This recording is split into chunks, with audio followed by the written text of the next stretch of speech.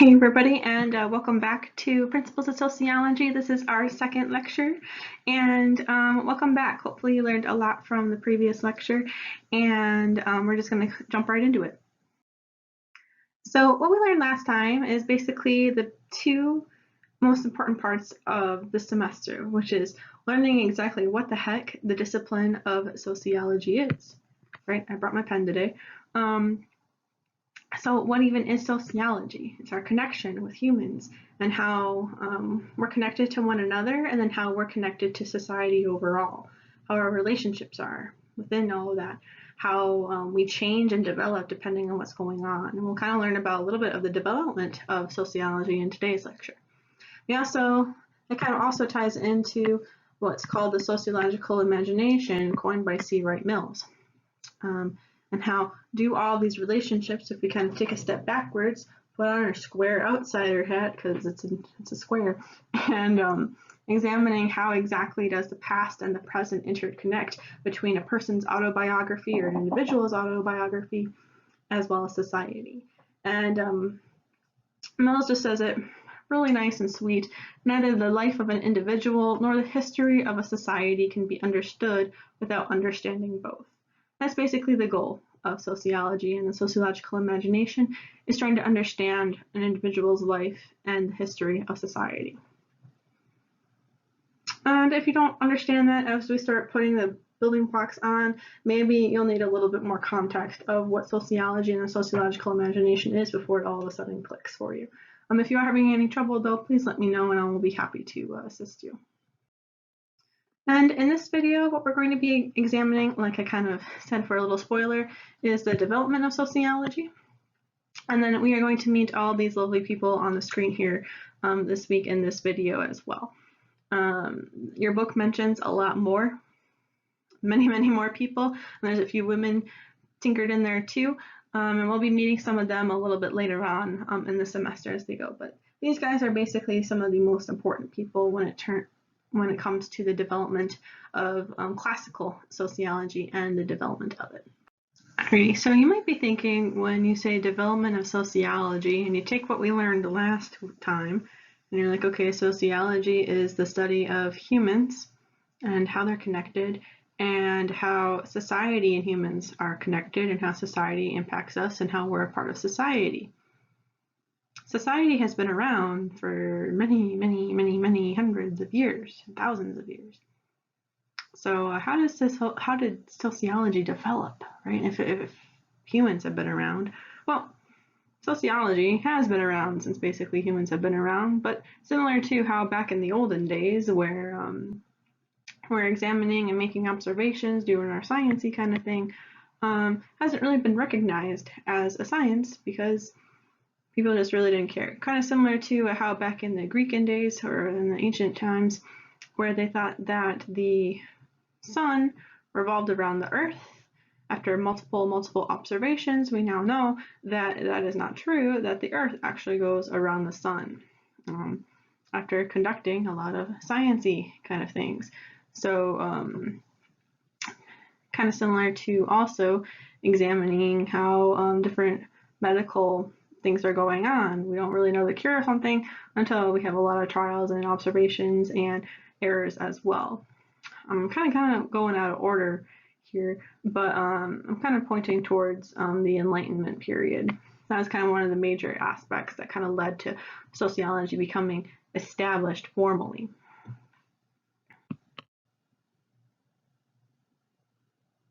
Now, with the Enlightenment period, if you don't remember your history, this was a period where back in the olden days, things were really centered around religion and God and God's will, and with science becoming more and more involved with the common people and things like that, we kind of made a shift between religion towards science and thinking and facts. So that's basically what the Enlightenment period was concerned with, was evidence and facts and being able to explain things. So the ability for people to understand people and to see society and then be like, okay, this is what's going on with us, led to sociology's establishment. And then in addition to, you will see that we have a couple of revolutions basically for the rest of our list here, right? With the Industrial Revolution, that's making the switch from the farming and basically country life to people moving into the cities, into the industry. And you can kind of, and one of my favorite theorists is Mead, and he does a remarkable piece about people living in the city and becoming a stranger with thousands of other people around us. Kind of similar if you go to New York in pre-COVID times and you just stand in the middle of Times Square and you have thousands of people just like basically walking around all day, and you just don't know a single person. How does that impact? How does that impact you? How did the switch from basically farming to industry impact society as a whole? And today we are really seeing the effects of that, whether it be climate change, whether it be how the worker shortage is going on right now. History kind of has repeated itself in that way, and we'll learn that when we get to Karl Marx.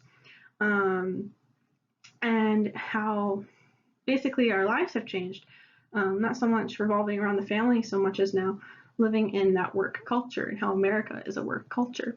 Not specifically just America in general. I'm talking about the Industrial Revolution in Europe, but same thing kind of over in the US as well. How to have things kind of changed there.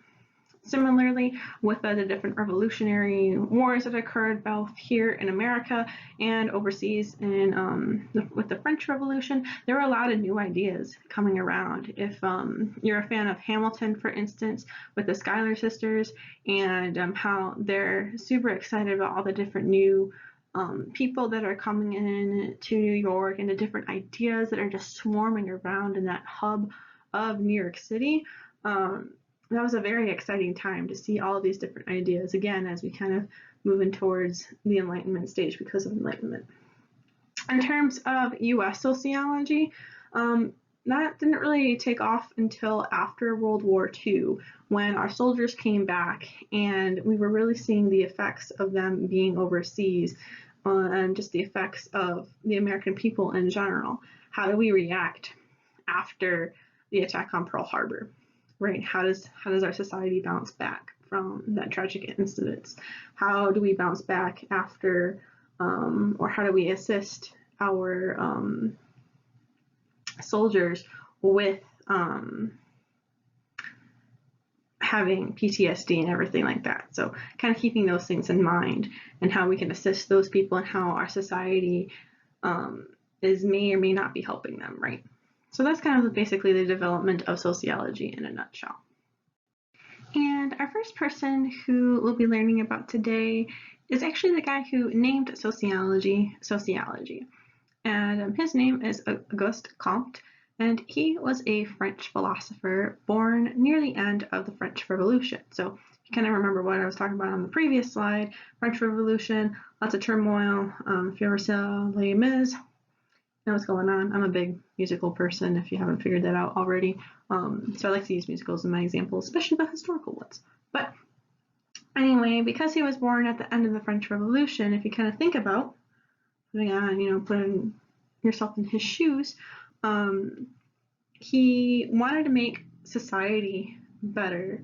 And that was kind of like his main goal, was trying to figure out how to make society better.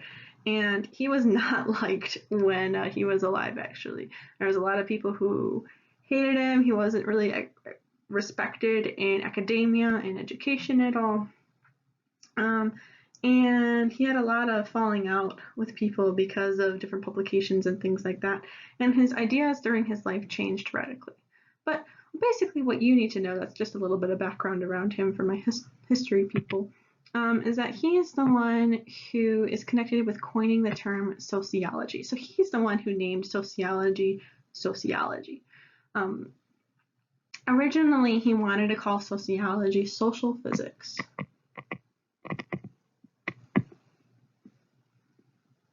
Because like how physics understands, say, how like gravity works or something like that, or how things move and how things are related to one another in the more like physical sense, right? Sociology, well, what he wanted to call social physics, was more concerned about what the relationships between people were. However, he didn't want to be associated with physics in that way, however, and this term was already coined by somebody else. So he had to go with not that. So instead, he named sociology by combining the Latin term socius, which means companion, with the Greek with logo, study of. So basically it's the study of companionship, the knowledge of companions, and that kind of thing.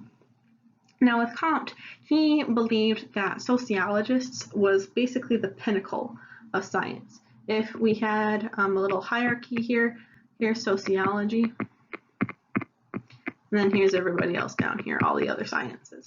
He believed that people who had important jobs, people who were in power, so to speak, should be people who understood sociology. So our modern day presidents, for example, our governors, so taking it from a more US standpoint, like presidents, governors, mayors, that kind of thing, those people in power, maybe even teachers too. He believed that these people who had this power should be knowledgeable about other people, about other humans, and how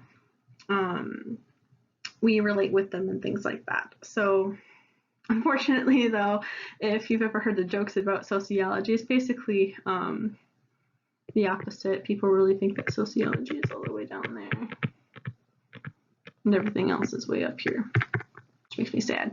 But sociology is a very valuable discipline though, because we learn about that companionship, we learn about how society is working. So I think especially with these different aspects of development that are going on, I forgot to mention how COVID is going to be changing our development of sociology and just in society in general. Sociology is really being put to the forefront of that too, which is kind of exciting as a sociologist. But basically all that you guys need to know about is that Comte coined the term sociology. Sorry for that little rant, but I think he's super duper interesting, especially because nobody liked him until after he died. It's kind of sad. Now, our next person that we're going to be talking about regarding the history of sociology is actually one of my favorite people. And his name is Émile Durkheim. He is also French, and he is considered the founder of sociology. He held the first sociological position, and he also conducted the very first sociological studies. He first studied philosophy and then he switched to science, and his goal in life was to establish sociology as a reputable discipline. And in doing this, he also established the first sociological academic journal. So he did a lot for sociology because he's the one who made sociology respected and as a science. So his study that he did in order to kind of convince people that sociology is a scientific discipline is actually on one of the most personal things that a person can do. And there's a little bit of a trigger here, a trigger warning about suicide for those of you who might be concerned about that. And we also have a TED Talk regarding suicide as well. But with Durkheim, he examined suicide and the feeling of what's called anomie, which is basically the feeling of normlessness, as and you don't know really what to do with your life. You don't really feel connected to other people. You have this feeling of normlessness, kind of similar to how what we all went through with COVID, when all of a sudden we were in lockdown and we were not really sure what to do with what the heck are we going to do with this? How do we cope with being in isolation and things like that? That feeling of normlessness is what Durkheim studied. And it's actually all in a pretty ginormous study here. So originally it was in French, and then I have the translation out, of course. But you can kind of see just how thick it is. And then I'm trying to see if I can find the graphs for you guys too. Then he also includes, as we'll learn next week, the importance of different tables and things like that too. So very, very in-depth study about suicide and how our connections with one another are super duper important, but also the regulation of our societal norms are super important as well. Our ties to society, to another, and then the regulation of how we're supposed to act and how clear these actions are. So And with Durkheim, he's not talking about the mental illness side of things. He's talking about how society is impacting people that drive people to this personal decision. So that's kind of a major distinction to make with that. Psychologists would definitely be more interested in that more brain side of things. And now we now know about all the different things going on within your brain and brain chemicals and neurons and things like that. But with Durkheim, he's more considered about how society was affecting people leading to this decision. His study also helped form the basis of functionalism, which is one of our major theories that we will be discussing in our next video. So that really helped sociology kind of continue on being established as a discipline because that we have some type of theory. And then, as I was kind of saying before with Comte, how he wanted to create sociology and have it be respected, both Durkheim and Comte also wanted sociology to provide a direction for social change. This is one of the major drives of sociology, especially in what's called applied sociology, is that drive for social change. You want to make policy creations, you want to change the world, for instance, for lack of a better term. You want to make society better in many, many different ways. So that was kind of the goal when they were kind of founding sociology, was that sociology should be to provide change, and provide change in a way that is empirical, that there's evidence that, hey, we should be doing this instead of what we have been doing, changing different thoughts and things like that, which makes it very, very difficult for a lot of people who are kind of set in their ways and don't have an open mind. So, but yeah, that's basically kind of their big ideas for Durkheim and Comte. Our next person is Max Weber, and it is not the Weber girl, but actually a person. And Weber is one of our first Germans that we're going to be discussing. And he got his law degree and a PhD in economics, so a pretty smart guy, but he wrote his famous stuff after he left academia, which is very interesting. And similar to Durkheim, who we just learned about, the suicide guy, he wrote on as many topics. So both Durkheim and Weber had a lot to say about research in sociology, the structure of society in general, education, and religion. Those are just some of the major areas that that the two shared. There's many, many more, but those are the ones that I can come off of the top of my head. And for Weber, kind of similar to the video last time about what does sociology mean to sociologists, and I've been kind of giving you a glimpse with each of these people back in classic sociology. For Weber, for sociology, it's a science which attempts the interpretive understanding of social action. So, and this interpretive understanding was the crux for Weber and his sociology. And so much so that there's actually a term for it, which is this German term called Verstehen. I'm trying to circle it, but I can't. So it's called Verstehen. And so this understanding is to understand someone and others. And because of this, and this is going to be super mind-blowing for you guys. I hope you guys are sitting down because this is just crazy. In order to understand somebody, you gotta talk to them. That's kind of like the big, huge thing with Weber and his sociology, which is so, forgive me for saying so common sense, right? So silly. That, yeah, in order to understand somebody, you actually have to like talk to the person. But within early sociology, they didn't talk to anybody. With Durkheim and his study on suicide, he didn't actually talk to anybody. He just gathered records of suicide rates, religion rates, Protestantism, people involved with their church. He just got that from data that already existed. He didn't actually talk to anybody about their experiences of suicide and thinking about it and everything like that. with Weber, he's like, we gotta talk to people. We have to really understand what's going on with them. So that was kind of just revolutionary. How do people see different things? Why are they seeing things in a way that's different than I'm seeing them? That's kind of the key question with him. So, and even though it might not be so groundbreaking today, this was super groundbreaking at the time. He's also credited with multidimensional analysis. So because of we're seeing different people's views in a different lens, you can take that lens and you can take another lens and you can take another lens and kind of combine them all together to really get that true understanding. So you can talk to a person. You can gather data like Durkheim did.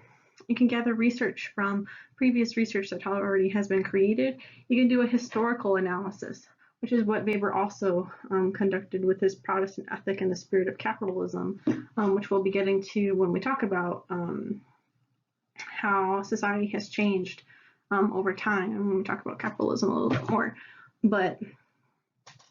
and just how different things can all contribute to this interpretive understanding of social action. So there's a lot more to be said with each of these men and their research as you kind of get further and further into sociology. If that's something that you want to consider, or consider taking a classical sociological theory class, I would love to teach it. Or if you just want to have me talk to you about it, well, let me know. But that's basically Weber. Now with Marx, you might recognize him since he's pretty famous, especially when it comes to his viewpoints on capitalism and how we shouldn't have capitalism. And Marx was also German, and he was a big social activist and a self-named economist with a PhD in philosophy. And he believed that both theory, which we're going to learn about in the next chapter, and research, which we're going to learn next video, and research, which is the next chapter, should be used together to improve the world. He was supposed to be a lawyer, but that didn't really work out for him. And he eventually ended up in England and kind of saw what was going on over there at the time. And basically with Marx's works is that he's very into what your group identification is and how that association with that group impacts yourself as the individual. And with that, basically because he's an economist, he really saw this with when it came to your socio and economic status, whether you're whether if you're wealthy or if you're poor or somewhere in the middle.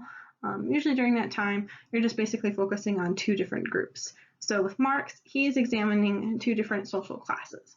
One of them is what's called the owners of the means of production. So basically back at that time, it would be like the factory owners, and they're what's called the bourgeoisie. And then you have the workers who are basically taken advantage of. They basically can have nowhere to go. They're called the proletariats. They're just struggling to survive. And so basically, if you kind of see it, you have the bourgeoisie, and then you have the workers over all underneath them.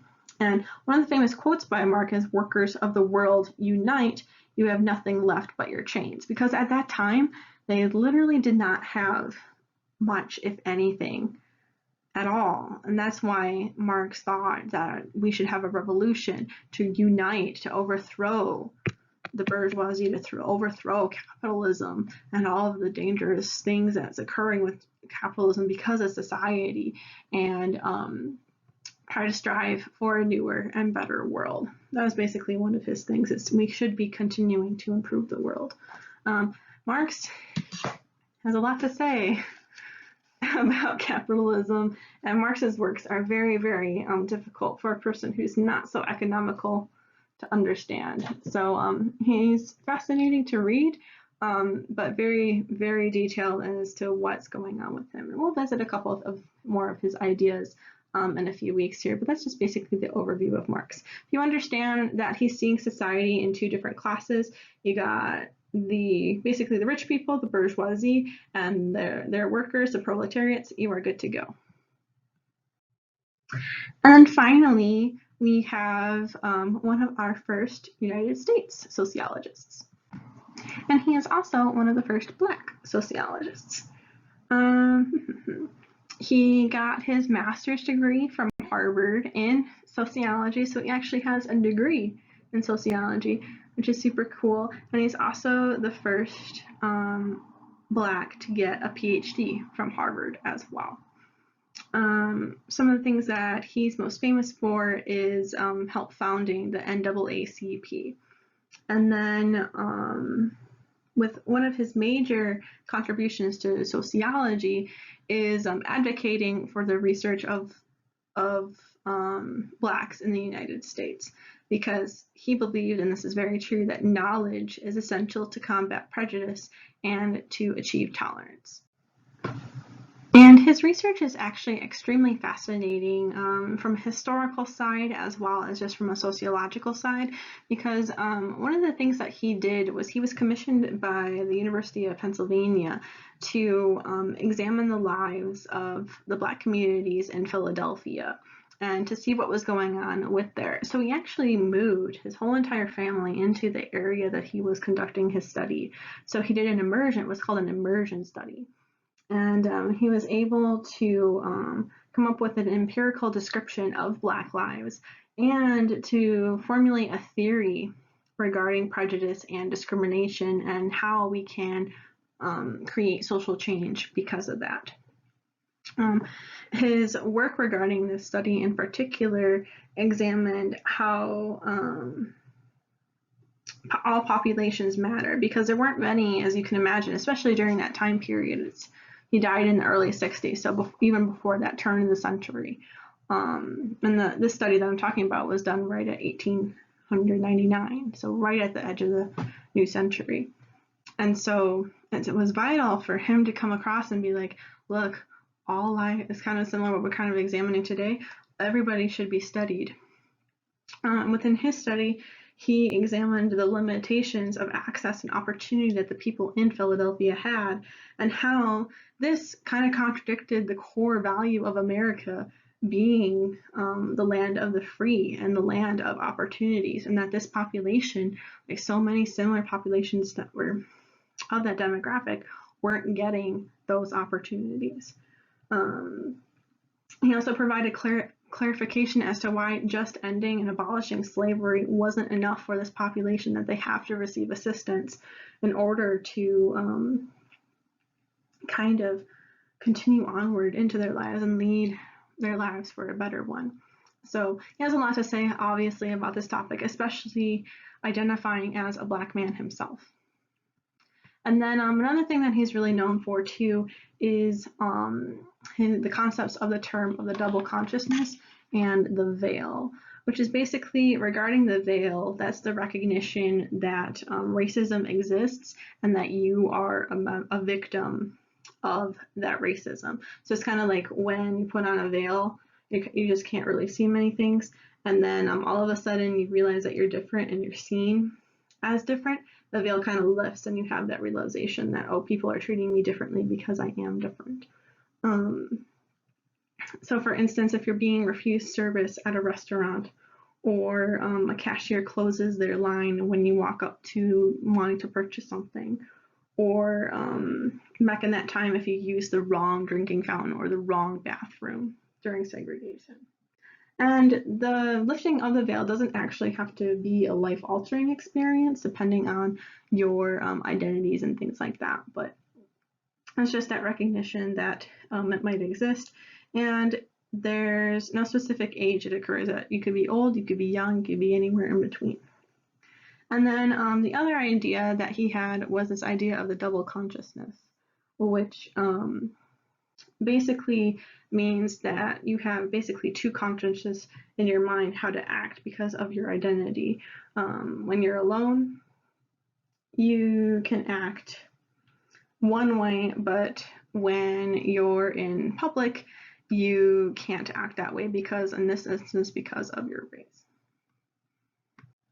And with this double consciousness too, it is a fight because you want to be who you want to be, but the society is forcing you to not be who you actually are. So it's kind of like your survival skills are kicking in. And we'll kind of discuss this a little bit more. We're going to read a little bit of his works later on in the semester, but that's basically who Du Bois is. Just have to recognize that he helped found the NAACP, and he was one of the first sociologists in the U.S. and one of the first Black sociologists in the U.S. too. And that's going to be at the end of this video. So with this video, we kind of learned how society is developing due to societal changes. I wish I went a little bit more into how COVID is going on, but as we kind of examine the different aspects of sociology in the coming weeks, I'm sure it'll make its reappearance. And then we met a couple of people too.